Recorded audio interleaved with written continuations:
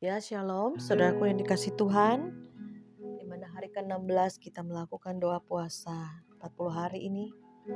Kita rindu untuk dikerat semua kedagingan kita, dosa-dosa kita. Kita hancurkan dengan kuasa Yesus. Darah Yesus menyucikan, menguduskan kita.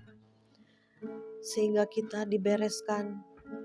Di penghujung akhir zaman ini kita lebih lagi melekat sama Tuhan. Sehingga ada deteksi ilahi. Masih ada hal-hal yang tersembunyi di hati kita yang belum dibereskan. Biarlah Tuhan munculkan. Tuhan akan bongkar semuanya. Sehingga kita boleh hidup kudus, hidup benar dan melayani Tuhan. Oh, mari kita naikkan satu pujian. Ku pandang kemuliaan-Mu, Imam besar Maha Agung. Kaulah pemilik hidupku, Yesus Kristus Tuhan.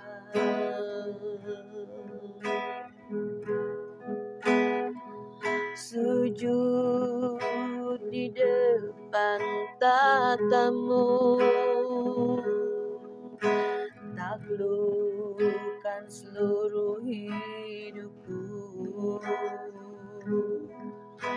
Dalam tangan-Mu penebus, Yesus Kristus Tuhan.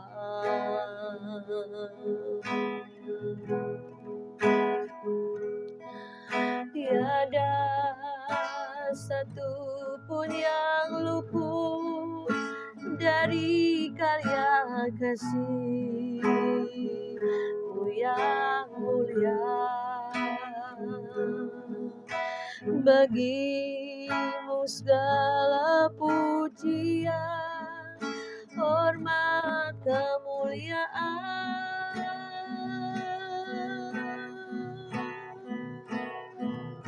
Engkau Tuhan ku tinggikan, yang bangkit dan menang, Yesus Kristus Tuhan.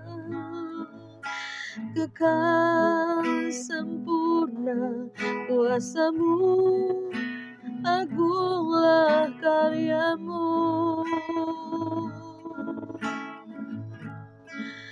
Yesus Kristus Tuhan, tiada yang seperti-Mu, tiada satu pun yang luput dari karya kasih-Mu yang mulia.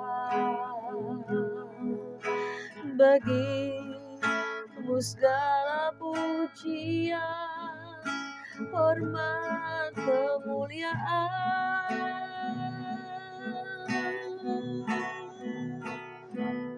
Engkau Tuhan ku tinggikan, yang bangkit dan menang, Yesus Kristus Tuhan. Kekal sempurna kuasa-Mu, agunglah karya-Mu. Yesus Kristus Tuhan. Ku panggil nama-Mu Tuhan, ku panggil nama-Mu Yesus. Engkaulah pusat penyembahan kami, mulia dan agung Engkau. Di sorga dan di bumi menyembah-Mu, sujud di kaki-Mu. Tuhan, Kau janjikan kemenangan karena Kau sudah menang terlebih dahulu di atas kayu salib-Mu, Tuhan. Kami bersyukur lagi Bapa. Anugerah-Mu besar di hidup kami. Engkau layak terima pujian, hormat, kemuliaan. Karena anak domba Allah telah menang. Dan kami pun boleh menang Tuhan, dari segala kutuk, dari segala dosa, dari segala perbuatan kedagingan, dari setiap hati yang belum beres dibereskan, dari setiap karakter-karakter, dosa-dosa, hati-hati yang jahat, berbalik dan bertobat sungguh-sungguh, menanggalkan, membuang, menghancurkan semua, sehingga kami boleh hidup benar, hidup kudus, dan menyenangkan hati Tuhan. Hidup kami penuh kebenaran, penuh kemurnian, ketulusan. Hati kami terus diubahkan, penuh kesabaran, dan penuh iman kepadamu Bapa. Percaya kami tidak tergoyahkan lagi oleh angin-angin, ribut apapun Tuhan. Masalah-masalah kami tidak menjadi beban-beban lagi, karena kami menanggalkannya di bawah kaki-Mu, supaya kami berlari lebih cepat, lebih kuat dalam pertandingan iman kami ini Bapa.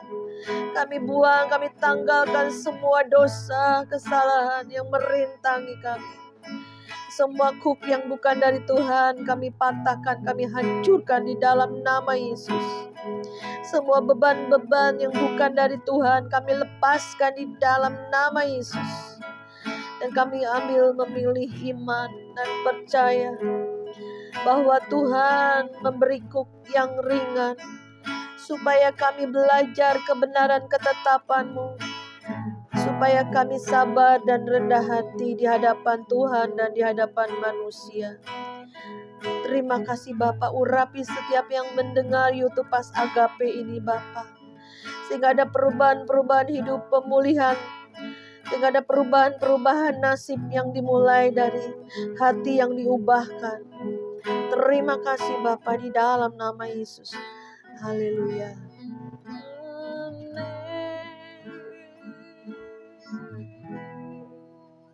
Puji nama Tuhan, saudara, di hari ke-16 kita mengambil doa puasa 40 hari ini. Saya percaya ada banyak yang Tuhan kerjakan, yang Tuhan singkapkan, di mana hati kita mungkin yang terdalam, kita tidak mengerti mengenal hati kita, tetapi Tuhan ya yang menyelidiki setiap hati, dan Tuhan munculkan lewat masalah, lewat penderitaan, lewat problem-problem hidup, sehingga kita jangan usir tengking masalah, jangan usir persoalanmu, tetapi coba bertanya sama Tuhan.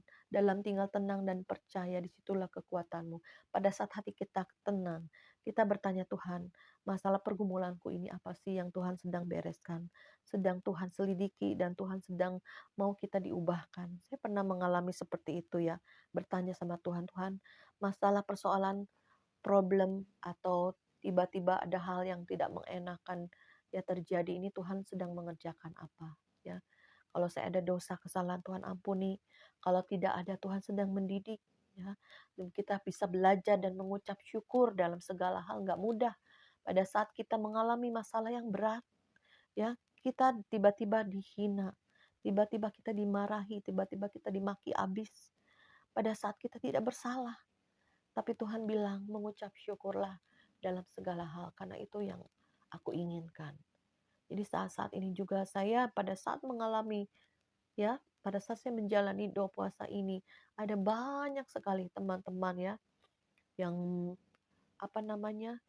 menjadi seperti panah api dalam hidup saya. Saya bilang, Tuhan, ampuni mereka, dan aku juga terus Tuhan mau dimurnikan lewat orang-orang sekeliling ya, baik dalam pelayanan khususnya dalam keluarga juga. Dan kita terus berkoreksi diri dan mau berubah, itu yang Tuhan inginkan. Saudara, kita bahas hari ini mengenai mental pengemis dan suka meminta-minta.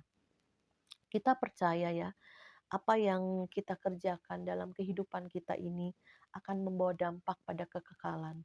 Oleh sebab itu, berhati-hatilah dalam perjalanan hidup kita di bumi ini, karena semua ada hitungannya, ada timbangannya, ada nilainya di mata Tuhan. Jangan sampai kita didapati ringan dan tidak ada bobotnya.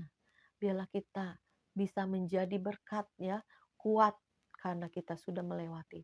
masa-masa sukar, atau sedang menjalani, atau sedang awal permulaan masalah dalam kehidupan kita.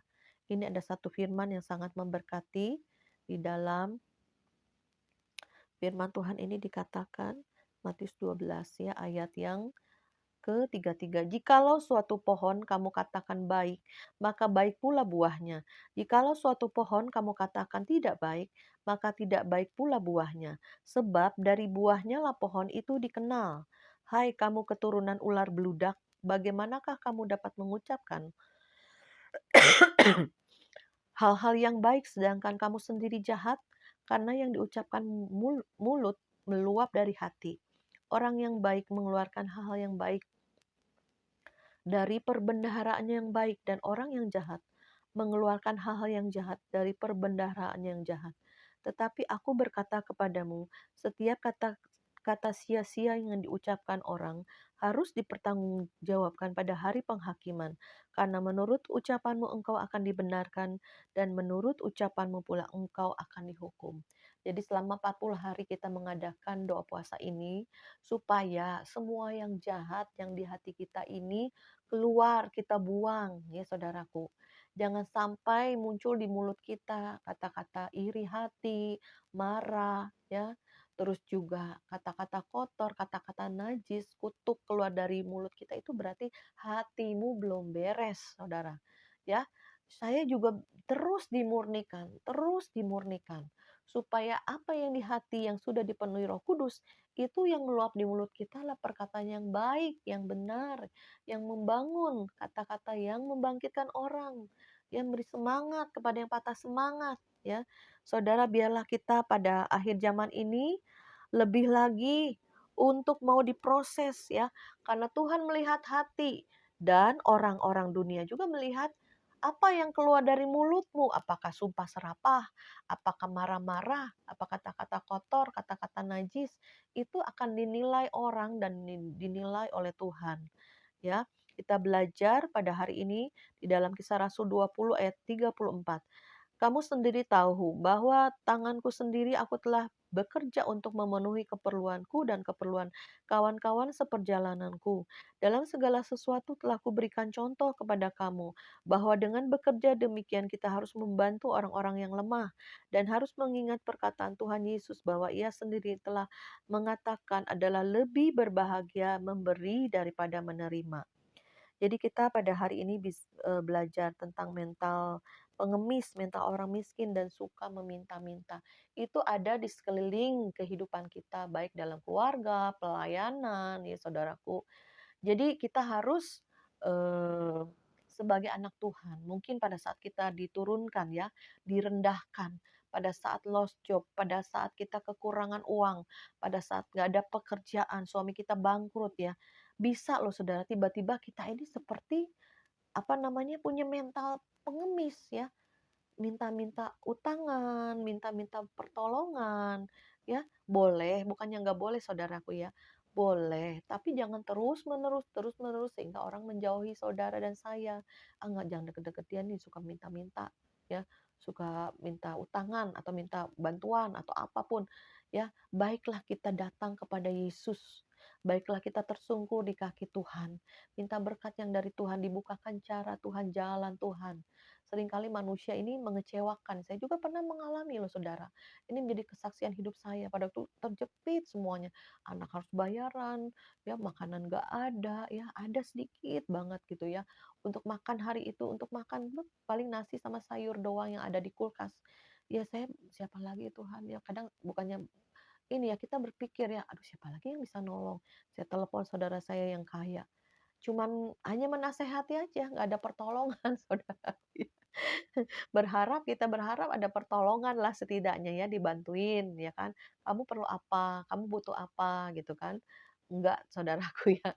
Disitulah saya belajar ya untuk tidak mencari pertolongan manusia. Tapi baiklah kita minta kepada Tuhan, mencari pertolongan Tuhan, solusi dari Tuhan ya. Sehingga kita tidak apa namanya?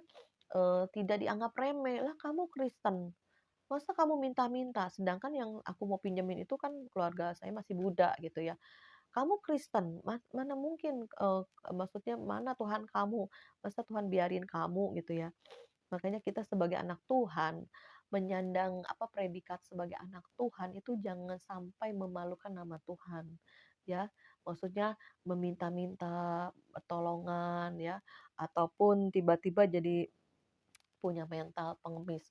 Saya waktu itu ada kesaksian saya dulu ya, waktu itu saya udah lama sih, masih anak, masih kecil-kecil, dalam kebaktian. Nah, setelah selesai kebaktian tuh ada perjamuan kasih lah saudaraku ya. Nah, kemudian dalam perjamuan kasih karena saya mentalnya suka memberi, saya dalam kondisi mepet sedikit, aduh bikin apa ya, makanan apa ya gitu ya. Oh iya ingat saya bikin puding lah. Taunya saudara, saya udah bikin puding, ya gulanya tinggal sedikit, ya udahlah, gak ada uang beli gula lagi saudara, saya bikin itu puding satu satu loyang gitu ya, dibawa ke gereja. Wah, banyak ibu-ibu yang komen, "Ini kurang manis nih. Waduh, ini nggak enak nih, kurang manis nih pudingnya." Dalam hatiku, "Tuhan, ampuni aku Tuhan, memang aku nggak ada uang lagi beli gula, tapi aku mau memberi," gitu ya. Ya udahlah, dengar komen-komen teman-teman, ya udah diem aja deh, ada yang ceriwis gitu ya, ada yang, sok-sokan gitu ya, mengomentari ya. Ya udah diem ajalah saya sih, ya maksudnya kita, ya udahlah gitu ya, kita juga sekemampuan kita memberi, saudaraku ya. Jadi kita harus punya mental orang kaya, mental memberi ya kan. Karena Tuhan bilang lebih berkat memberi daripada menerima. Jadi saya kalau ada acara apa, suka yang pada perjamuan kasih ya suka bawa makanan ya dalam perjamuan kasih itu. Nah, tiba-tiba setelah selesai makan kan banyak yang bawa ayam goreng, mie goreng, masakan, makanan ya, kue-kue. Nah, setelah makan semua jemaatnya selesai, nah, biasa ibu-ibu, saudara tahu kan, ilmu bebungkus, ya ini masih banyak nih sisa-sisanya. Waduh, ibu-ibu rebutan saudara, ibu-ibu rebutan. Saya juga ikut rebutan saudaraku ya. Ini ada plastik rebutan, masukin cepet cepet cepet gitu ya. Masukin lagi cepet. Terus dalam hatiku ya, kayak ada yang negur. Loh kok kamu kayak mental orang miskin ya? Aduh, iya ya. Kok aku bisa rebutan sama orang-orang yang miskin, mereka tuh yang, kekurangan nih, maksudnya ekonominya di bawah gitu ya. Bukan saya menghina mereka, enggak. Kok aku jadi sama kayak mereka gitu. Padahal mental aku bukan mental, menerima lah, bukan mental, seperti itu ya. Jadi rebutan dengan serakah gitu, makanan cepet-cepetan, yang ngambil sebanyak-banyaknya. Jadi disitulah saya ditegur Tuhan juga, "Iya ya Tuhan ampuni, ya udahlah saya tidak bersemangat lagi untuk mengambil makanan, merebut makanan saudara, walaupun saya tahu saya juga dalam keadaan pas-pasan, anak di rumah perlu makanan." Jadi kadang saya bawa makanan, bawa pulang buat anak-anak gitu loh. Tapi ya yang salah itu mungkin, serakahnya itulah ya. Ya situlah kita belajar untuk saatnya Tuhan merendahkan kita bisa loh. Ada juga orang kan yang sombong, karena banyak uangnya, nggak butuh lah makanan kayak gini, nggak ada yang berbungkus gitu ya. Saya juga pernah diproses Saudara, kalau orang memberi apa, saya suka nggak mau. Waktu itu saya banyak uang, nggak mau, saya tolak saya tolak. Tuhan bilang, "Kamu sombong, terima pemberian orang." Oh ya begitu Tuhan, iya, kita harus belajar merendahkan diri kita. Orang yang memberi sama kita itu mereka berarti digerakkan Tuhan, Saudara. Jadi saya terima pemberiannya dengan ucapan syukur, walaupun waktu itu saya masih, banyak uang lah, suami masih jaya ya, berkelimpahan lah ya. Nah disitulah kita juga belajar rendah hati pada saat kita banyak uang, mau nggak menerima pemberian orang. Ada saatnya tangan kita di atas ya, terlebih berkat memberi daripada menerima. Tapi ada saatnya juga tangan kita harus di bawah, bisa mau menerima pemberian orang, supaya kita tidak sombong, Saudara. Nah, ada juga yang orang kebelabasan, di bawah terus tangannya, di bawah terus tangannya, minta, minta, minta, minta. Saya bilang, "Minta ya, iya, minta ya, iya," saya gituin. Ya, itu Saudara ada ayatnya juga dikatakan di dalam Amsal ya, ada orang yang berlagak kaya tetapi tidak mempunyai apa-apa. Tetapi ada orang yang pura-pura miskin, tetapi hartanya banyak, ya. Jadi ada orang yang berlagak kaya, mentereng, tapi sebenarnya nggak ada duit, ada juga yang begitu. Ada juga orang yang punya uang banyak, deposito miliaran, tetapi berlagak kayak orang miskin. Karena mentalnya mental orang miskin. Mungkin ya, ini saya perkiraan mungkin masa lalunya miskin, susah. Jadi udah mentalnya begitu, minta-minta ya. Mentalnya seperti dia itu orang nggak punya. Saya juga heran loh, ada orang seperti itu.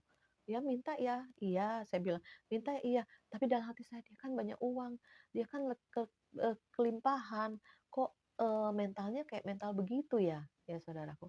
Jangan kita punya mental orang miskin ya. Jadi apa-apa minta, apa-apa minta, apa-apa minta. Nggak mau keluar duit, saudara. Duitnya nggak, kalau bisa nggak boleh dipakai. Jadi orang lain aja yang harus memberi sama dia. Kalau nggak dia minta sana sini sana sini.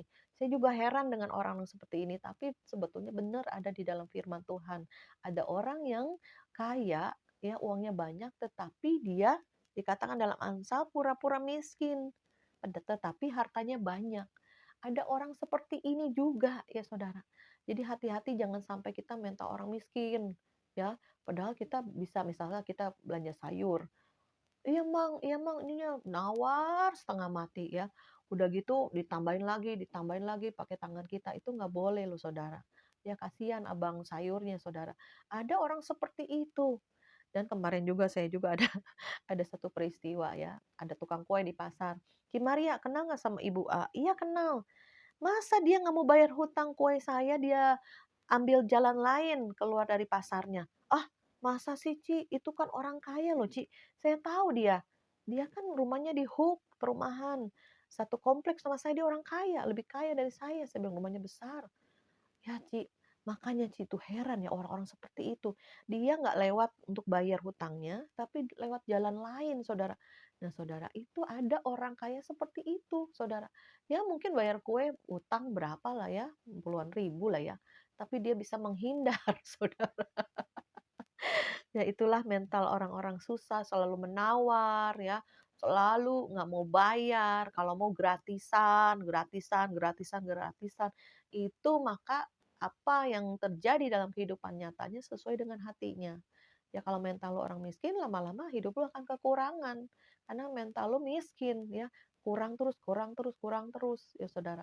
Tapi kalau kita mempunyai mental yang kaya, yang suka memberi, walaupun dalam keadaan sulit ya, kita memberi, walaupun dalam keadaan susah, kita masih bisa menabur, itu puji Tuhan luar biasa. Ya, nanti kita juga adakan doa malam, ada satu teman di Depok mengajarkan hukum tabur tuai, di mana dia sudah menerima tuaian banyak dari Tuhan, ya, karena dia juga suka menabur dalam ketepatan, ya saudara. Jadi kita saat ini juga harus banyak menabur, walaupun sambil meneteskan air mata bercucuran, gak ada uang ya, tetap kita menabur, kita kasih persembahan, kita memberi pada orang yang lebih susah lagi daripada kita.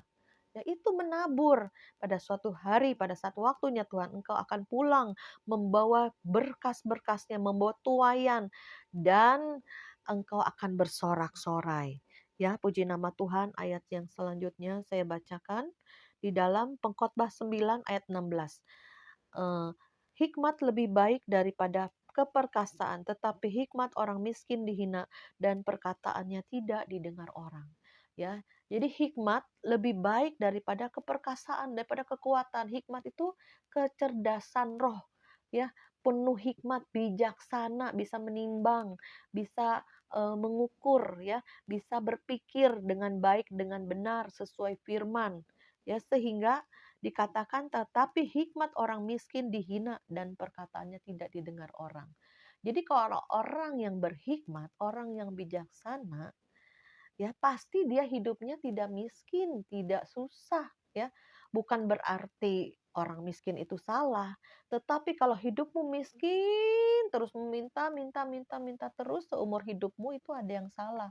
Engkau tidak berhikmat dan engkau tidak mengalami Tuhan, ya. Karena Tuhan kita Tuhan yang maha kaya, Tuhan yang murah hati, Tuhan yang memberikan, membukakan jalan, ya. Langit yang tembaga di atasmu bisa di-break, semua kutuk kemiskinan bisa dihancurkan, asal kita mau bergerak mendekat pada Allah, asal kita mau bekerja rajin, jangan malas, ya saudaraku. Sehingga kemarin juga ada beberapa pendoa atau pelayan-pelayan Tuhan, pekerja-pekerja Tuhan, Jadi dia mau menginjilin ya, keluarganya yang masih penyembah berhala, nggak didengar. Dia bilang, "Ya iyalah, kalau kehidupanmu masih minta sana, minta sini, minta pertolongan, panik, stres, terus gelisah karena tekanan hidup dan engkau meminta-minta sama orang yang kaya tapi masih penyembah berhala, pastilah tidak didengar perkataan kita karena ada firman-Nya.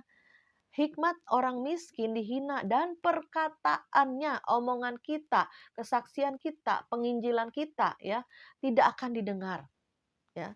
Karena apa? Ya di mana Tuhan lu? Tuhan lu kere, Tuhan lu miskin.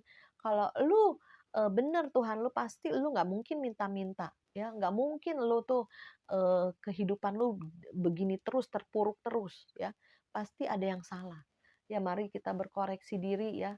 Kita selama 40 hari ini kita buang semua mental miskin, mental pengemis, mental yang suka minta-minta, suka gratisan, ya kita hancurkan. Kita belajar dari Abraham, dia punya mental yang kaya.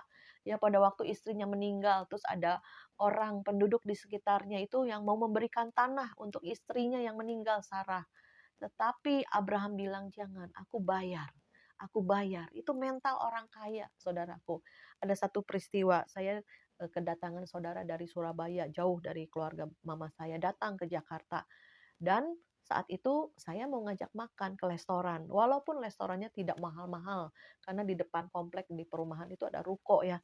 Saudara tahu uang saya tuh pas-pasan saudara, tapi karena saya punya mental orang kaya, yuk kita makan. Saya sudah ngukur pasti cukup untuk beberapa orang, keluarga saya yang datang dari Jawa ya.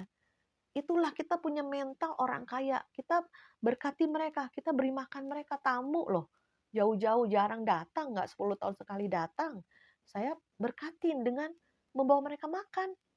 Walaupun saya tahu uang saya pas-pasan segitunya, dia nggak tahu, dia orang kaya. Uang saya segitu-gitunya ya, mungkin berapa ratus ribu lah, saya lupa ingat karena udah cukup lama. Ya, itu saya beri, "Ayo kita makan." Di hati saya ada damai sejahtera. Saya masih bisa memberi, bisa membagi, masih saya bisa punya mental, ya mental orang kaya. Walaupun saat itu saya masih terpuruk, masih uangnya pas-pasan. Tapi Tuhan lihat mental hati kita. Kalau hati kita kaya, ya, kaya dalam pemberian, kaya dalam nasihat, kaya dalam firman, kaya dalam hal apapun, maka yang jasmani ini akan mengikuti. Sehingga engkau tidak di bawah lagi, engkau tidak miskin lagi, engkau tidak terpuruk lagi. Tapi memang semua terjadi saudara.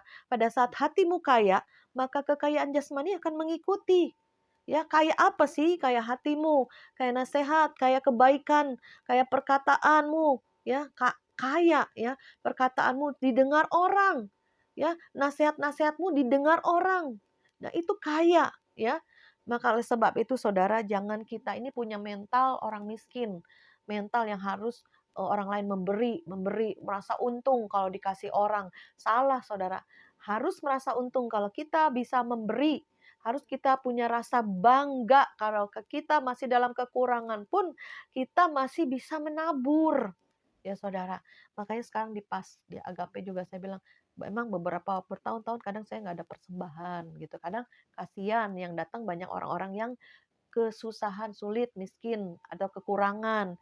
Tapi saya sehari ini saya juga berkomitmen untuk belajar mereka untuk menabur, ya, untuk memberi di tengah kekurangan mereka. Mereka bisa memberi, ya, menabur untuk pekerjaan Tuhan. Kemarin kita ngumpulin juga untuk ada satu gereja di daerah Sumatera Utara ya, lewat subscriber ini minta pertolongan, gerejanya masih dalam tahap pembangunan ya, masih lantainya tanah apa ya, kita menabur, ayo semua menabur. Kita ajak menabur ya saudaraku.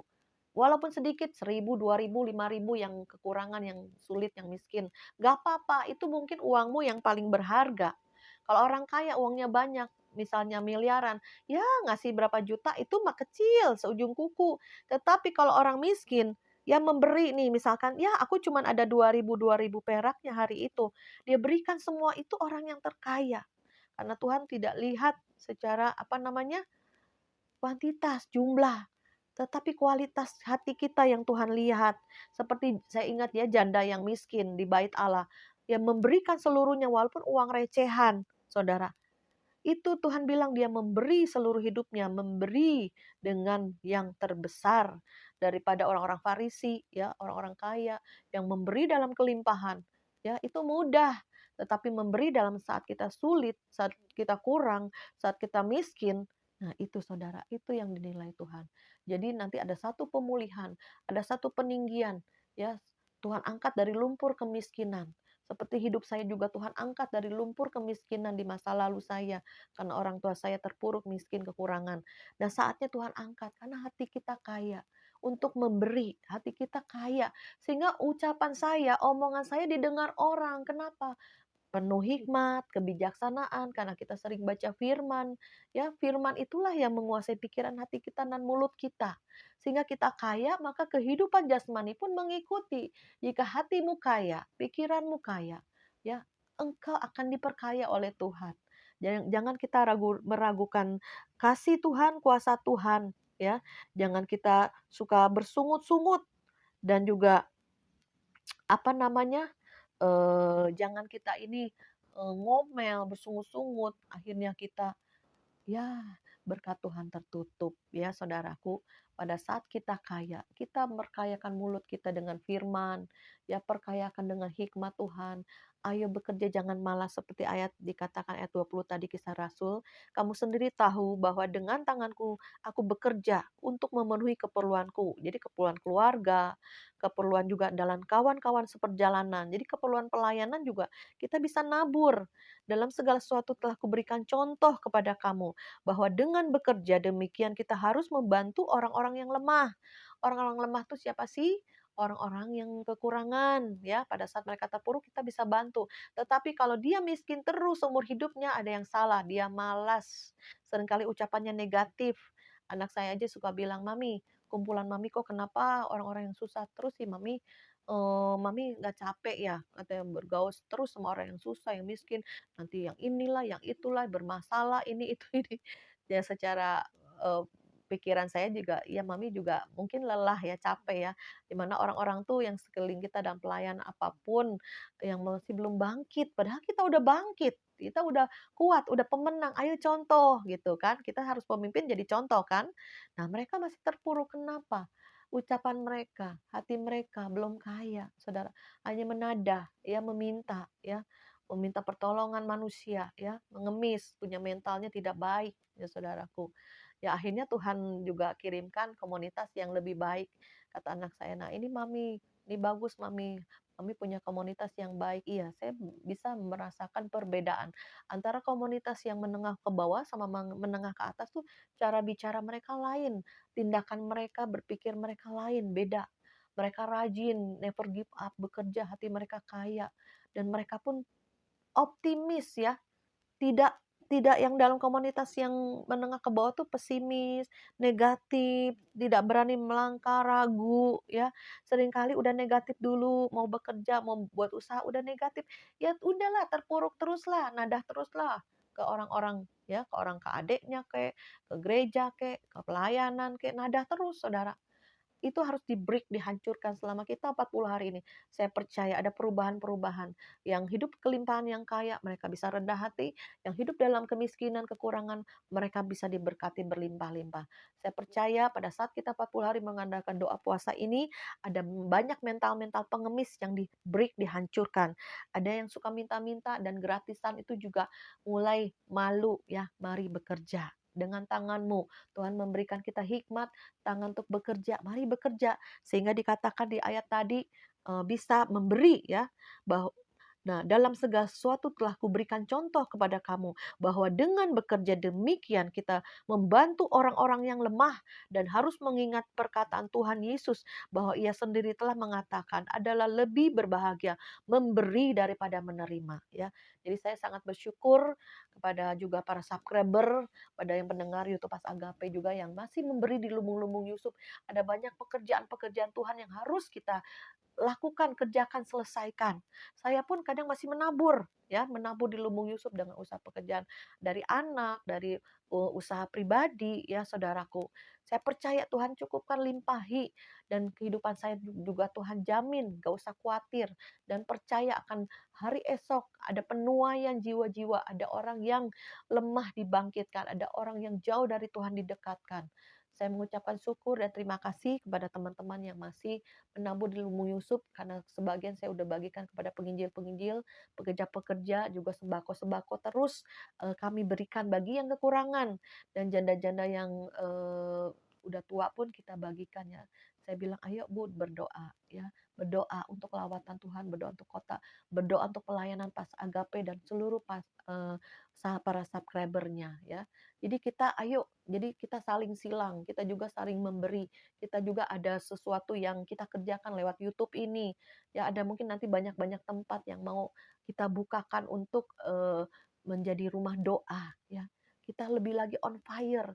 Apalagi kalau dalam satu keluarga baru satu yang bertobat, seisi keluarga harus diselamatkan ya. Kita dukung dalam doa, dalam puasa, dan kita juga dukung ya di dalam segala hal. Kita mendorong, membangkitkan semangat mereka. Puji nama Tuhan, kita berdoa.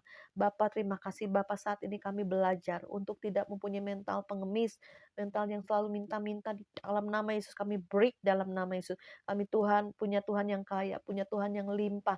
Surga dan bumi milik-Mu, dunia dan segala isinya dalam milik-Mu. Tuhan, di dalam nama Yesus Engkau angkat kehidupan kami, dimulai dari hati yang kaya, hati yang suka memberi, hati yang tulus, hati yang murni, hati yang benar, hati yang kudus, hati yang suci. Dibuang semua kotoran, dibuang semua kuasa kegelapan, roh-roh jahat yang masih bercokol dalam setiap hati pikiran anak-anak-Mu, dilepaskan di dalam nama Yesus Kristus. Sehingga kami Tuhan boleh hidup benar, hidup kudus, dan boleh bekerja dengan tangan kami. Semua kutuk-kutuk nenek moyang, kutuk-kutuk kemiskinan pun sudah dihancurkan di dalam nama Yesus Kristus. Kami hidup dalam kebebasan, kelepasan. Kami hidup di atas langit yang terbuka, karena langit tembaga sudah dihancurkan di dalam nama Yesus Kristus. Biar kami terus Tuhan, tangan kami suka memberi, suka menolong orang yang lemah, bahkan memberi pada janda-janda yang miskin dan susah. Pada saat dalam keterpurukan kemiskinan mereka, masih kita bisa bantu. Kami mengucap syukur.